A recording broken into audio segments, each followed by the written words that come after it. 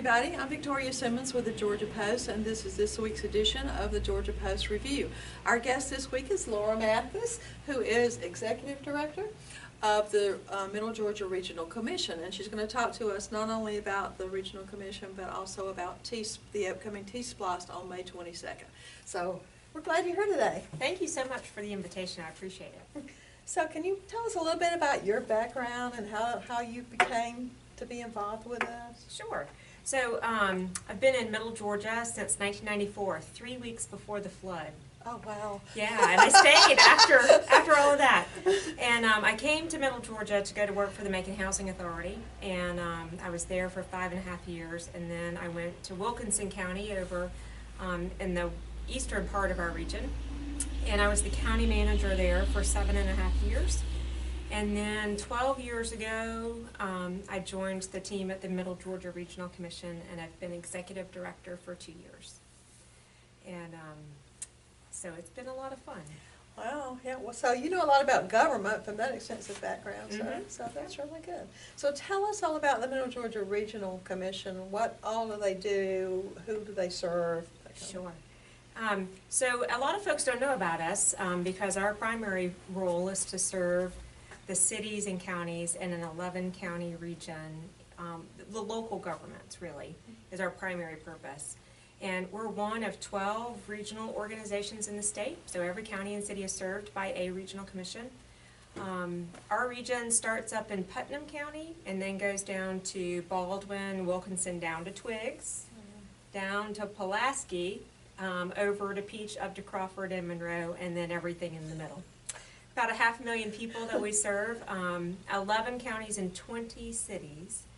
And we help in a lot of different ways. One way is direct support to our local governments, everything from grant writing to planning to technical assistance like writing ordinances or charters or economic development projects. Really runs the gamut. Anything that a local government can be involved in, we're a resource to them to ask for help. And then we also have some human services elements to our organization. We are the Area Agency on Aging, so we're a conduit for federal and state dollars to come into Middle Georgia to let seniors age in place for as long as possible. And we do that like through supporting, funding the senior center operations and home delivered meals and respite care, transportation for seniors, and that sort of thing. And then we also do workforce development. So really a broad series of things that we're involved in, and but really focused on our primary purpose being helping the local governments do what they do every day. So you have to make visits to all 11 counties all the time? We do. We have a great team of dedicated professionals who are out and about almost every day, out in the region.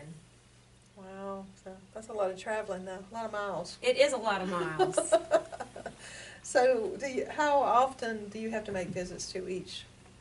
So we have staff that are regularly attending city council meetings or county commission meetings whenever they occur, and we've got projects that we're working on with them. We also just try and outreach on a regular basis to our elected officials on what they're working on and how we can be of assistance. What kind of projects are you working on in Crawford right now? So we just finished up working on a grant application with Crawford County for a grant to put in water lines in a low-income neighborhood in the county. And we're also going to be working with the county in an upcoming process for a grant for remodeling the health department.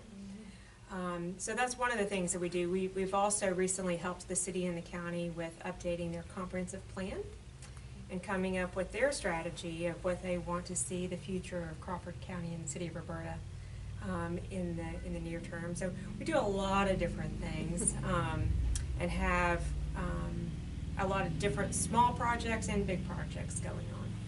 So the comprehensive plan actually helped Crawford County become was part of their plan first community. That's so, right. Oh, yeah. So that's one of those great state initiatives where we're able to work with a local government and help them in implementing their plan, and then help tell the story about the great work that they've done, which is what the Plan First designation does for Crawford County.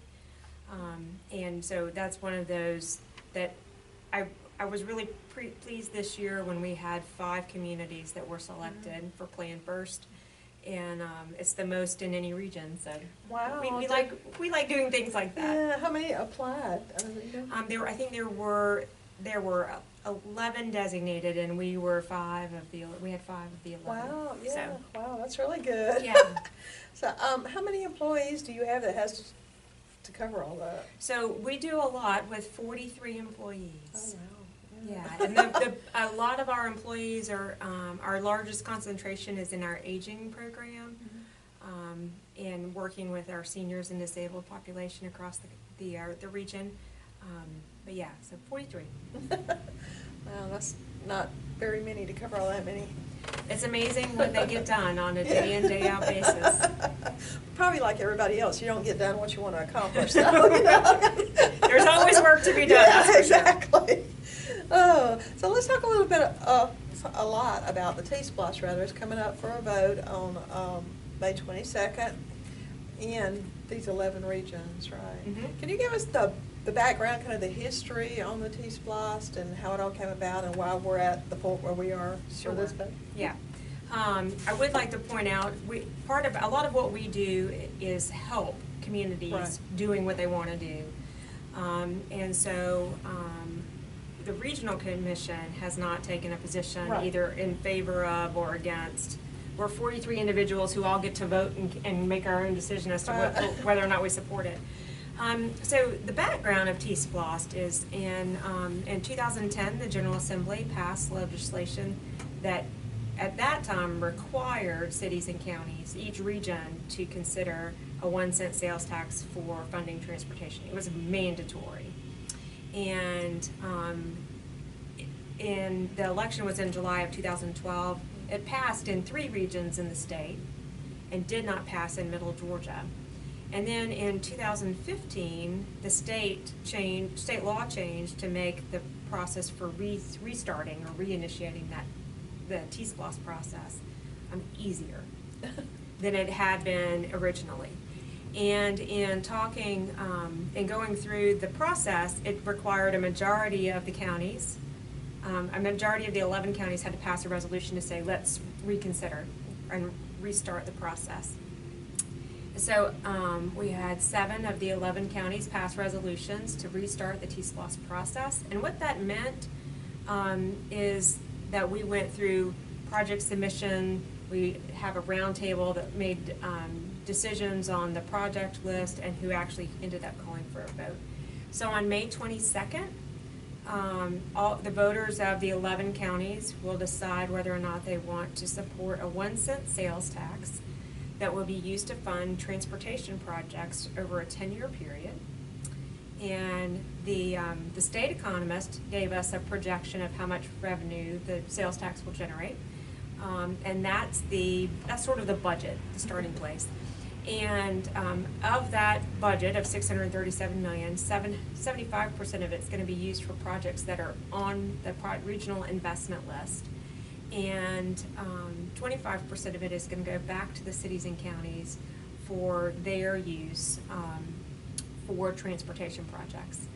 And so we had, in terms of real need, we had over 200 projects submitted that totaled about $1.8 billion in transportation needs, whether it was resurfacing or new construction or bridge improvements.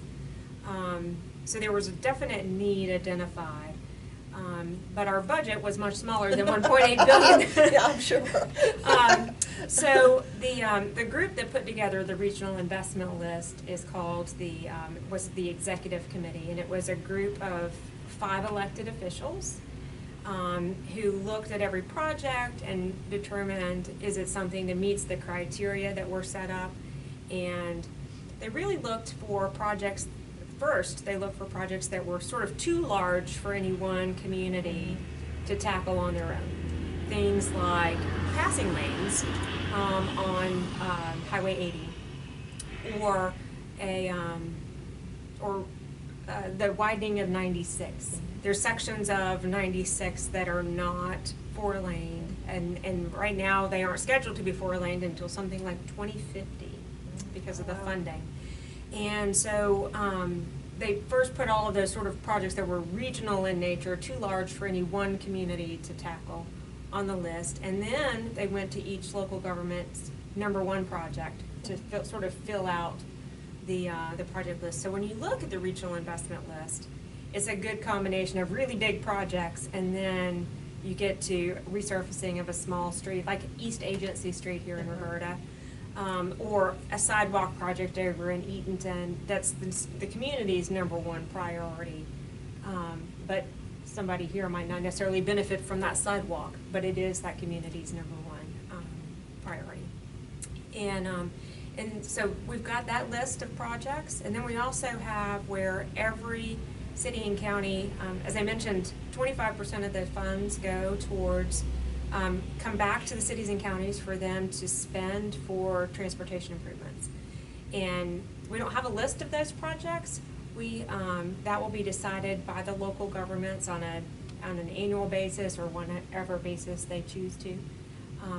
And that is money that will come directly to them to be used for their transportation needs. And the other big change that would happen with if the sales tax is approved. So right now, the state has a program where they provide grants to cities and counties to do like resurfacing projects or restriping or signage or some kind of project like that, a maintenance grant. And that when you don't have a T-SPLOST in place, cities and counties have to provide a 30% match to that. That's for LMIG, right? For local LMIG. maintenance improvement grant. Yep. Okay. And if a regional T-SPLOST is in place, then the match goes down to 10%. And that's really the only way in state law for that match to get reduced down to 10%. And so it was a way for, I think, the state to try and encourage communities to pass a regional transportation sales tax. But that is another benefit that would come from the sales tax. That 25%, it doesn't, if I understand correctly, so correct me if I'm wrong, it doesn't have to be just road improvements. Can it be equipment, transportation equipment? It sure can. It could also be, so let's say, it could be striping of roads, or it could be if a county has dirt roads and they needed a motor grader or a grass tractor for maintaining the right-of-way, anything like that. And it doesn't just have to be a road. It could be a bridge or a sidewalk or signage. Anything in the realm of transportation is eligible. How much does Crawford County stand to get? Well, I need to look at my notes. Okay. That's all right. We all have to do that. From time to time, before you speak, it's good to have notes handy. So bear with me one minute. So the projects that are on the regional investment list for Crawford County, it totals $10.6 million. So that's what's going to be funded through the 75% of the funds raised. And that's the passing lanes over on Highway 80 between Roberta and the Bibb County line, East Agency Street, Matthews Road, and there's one more.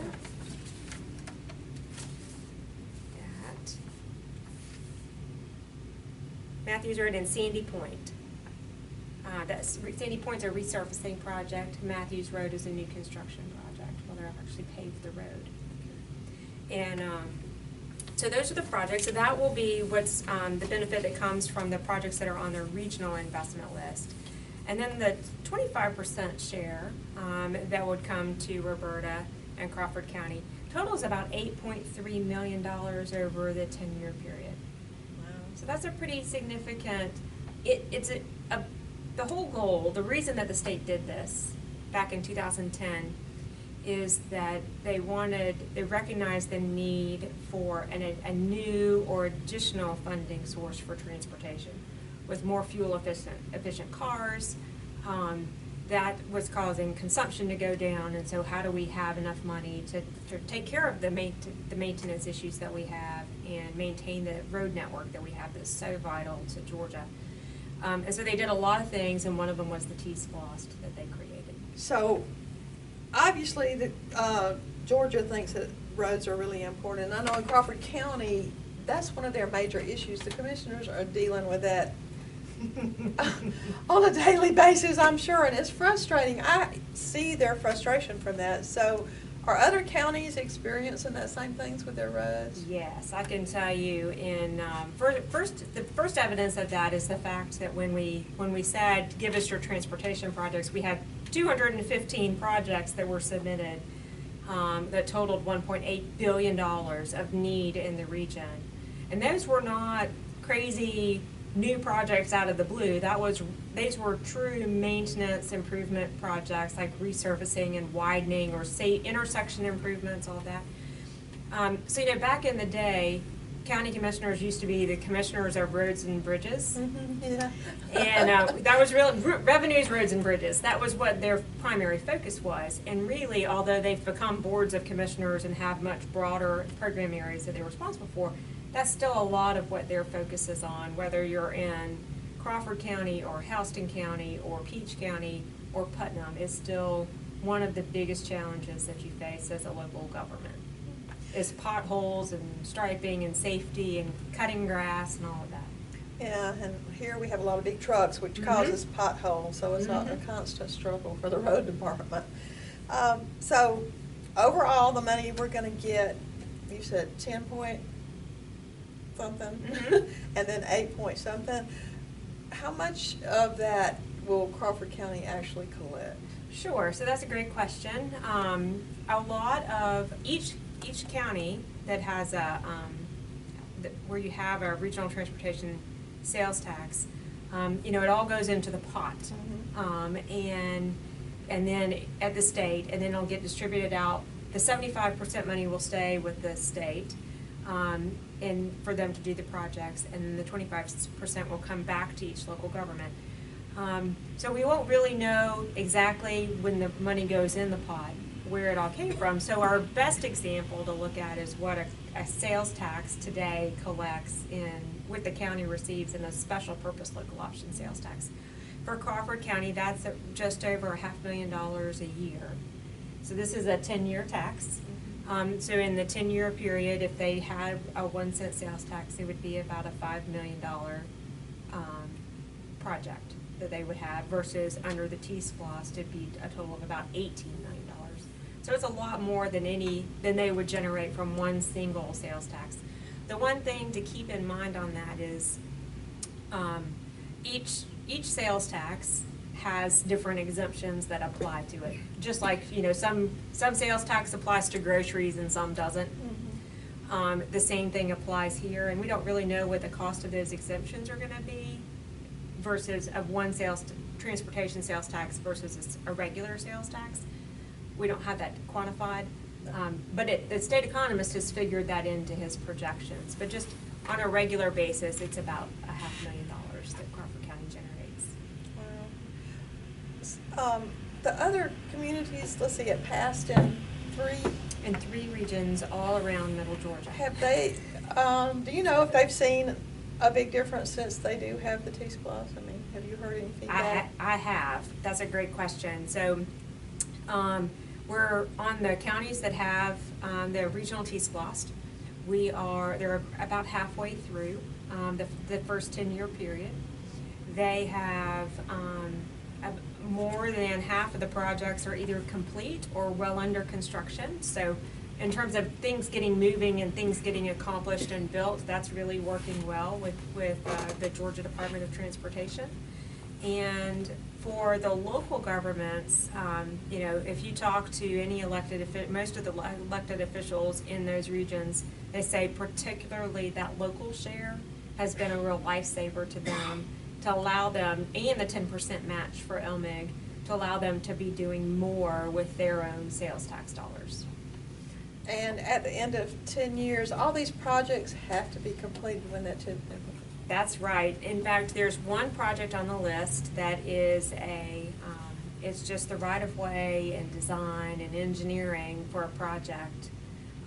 That's a pretty important regional project, but it doesn't have the construction money in it. And that's because in the 10-year window, the state did not believe that we could get to construction. And that because of the environmental, the design, and the right-of-way acquisition, they thought that would take a full 10 years to do. And, it's hard to believe, some projects take how long they can take. Yeah, forever it seems. Right. So in almost every case, the projects that are on the regional investment list, they're already pretty well designed, or the right-of-ways are already there. It's things that can move quickly enough to be completed in the 10-year period.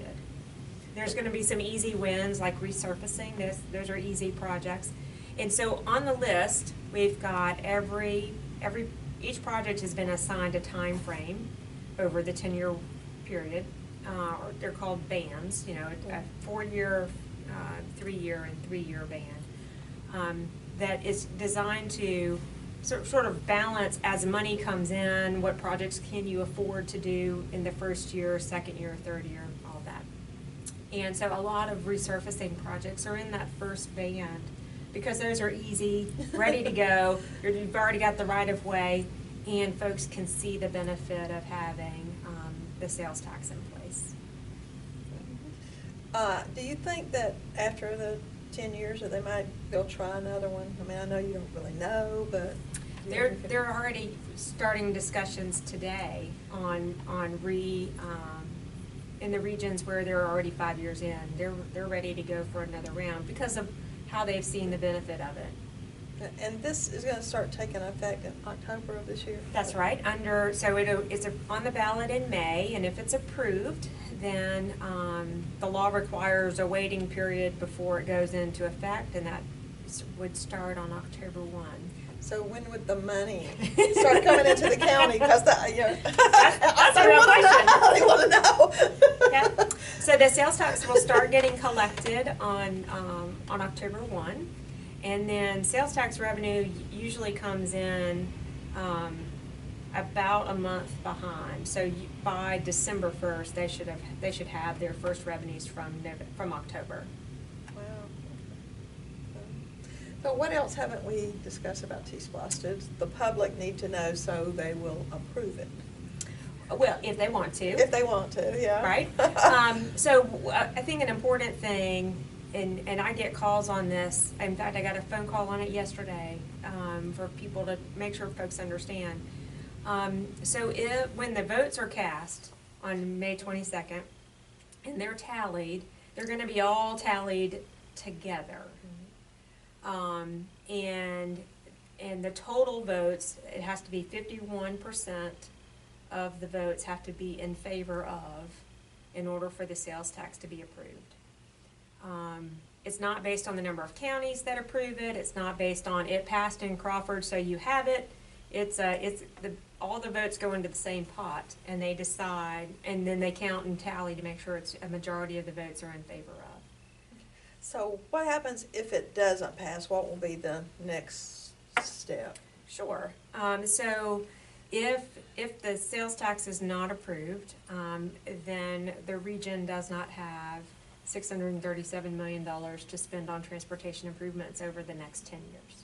But isn't there something about that then they will try for individual counties or Right. something? So in the 2015 legislation, it allowed, in addition to making the process for the regional sales tax to be easier, it also created what's called a single county T-Splosh, where voters can be asked to approve an additional penny for transportation projects in their county. That's just for transportation. A lot of SPLOST already have road projects in their project list, but this would be a dedicated penny just for transportation.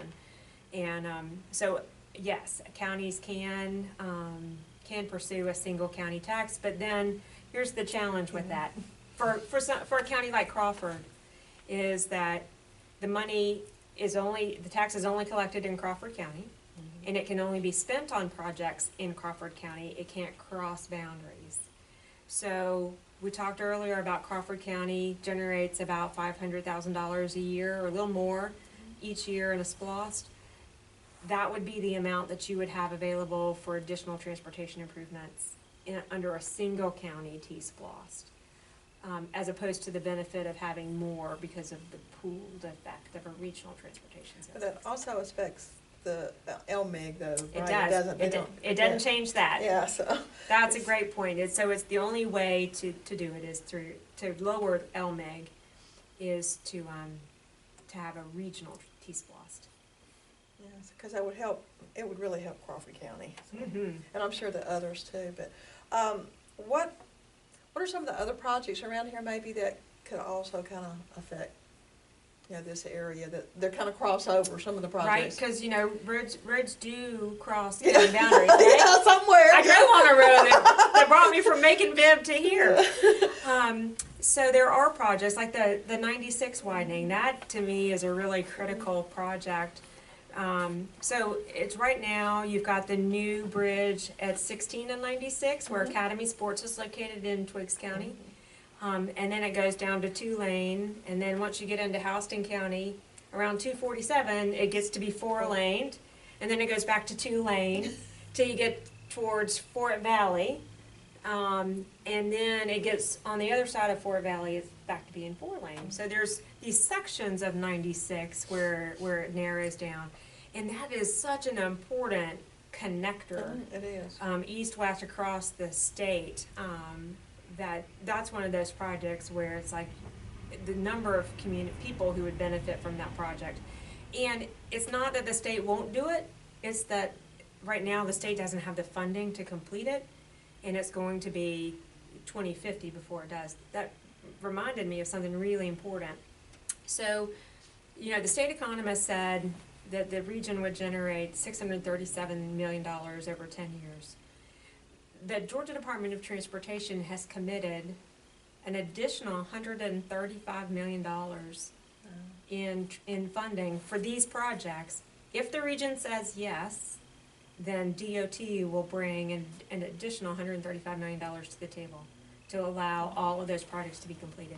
Now that's over and above what they've already committed to spend in the region to do various projects, like the resurfacing of Highway 8 that's going on now. So that's a significant investment from the state in the transportation network of Middle Georgia. Another one that comes to mind to me is the one, Sardis Church Road, they're connecting. Right. So that's another important connector that would give us another bridge crossing that's not in the middle of Macon. But it's a very important connector because it would be north of Robins Air Force Base and connect over to 16 at the Skoda Road exit and connect over to the new interchange on Sardis Church at I-75.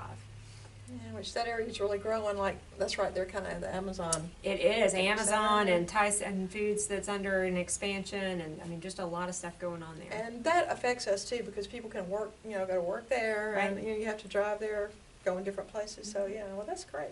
Well, Laura, I want to thank you for being here today, and that you gave us a lot of good information. I So, certainly appreciate the opportunity. Thanks so much. well, thank you.